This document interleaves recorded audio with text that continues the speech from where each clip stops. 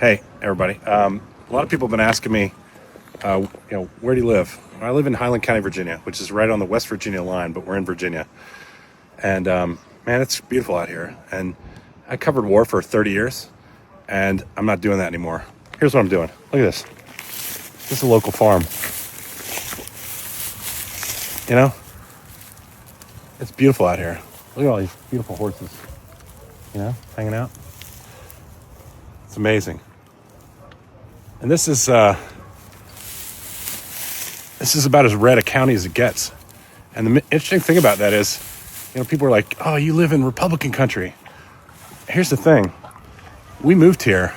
We had to get permission to build our cabin campsite, whatever we want to call it.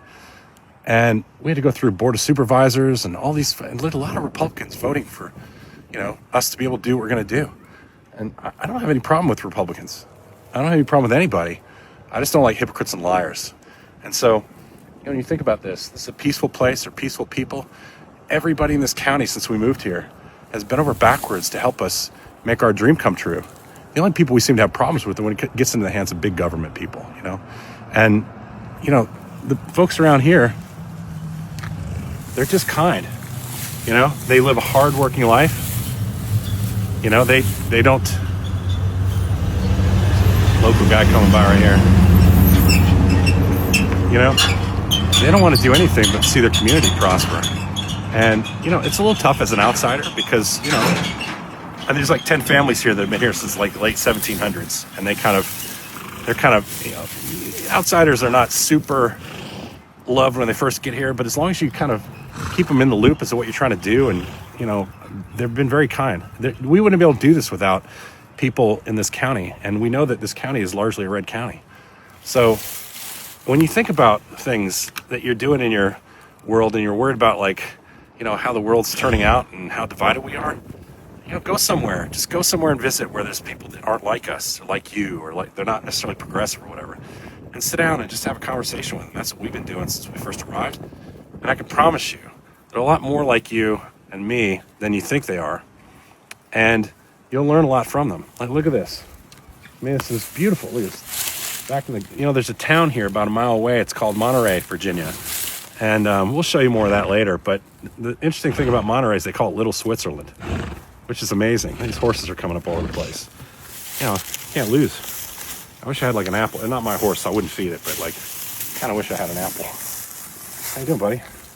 Yeah? He's not Republican or Democrat, is he? He's just a horse. How you doing? Looks like he has tears coming out. I'll show you one more thing. Come here real quick. And you think about how tough it is for Americans right now. Donald Trump, I don't want to make this too political. Stay right there. Donald Trump is talking about affordability, right?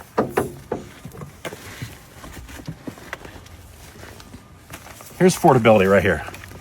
See that little box? That's $85 at a local store, right?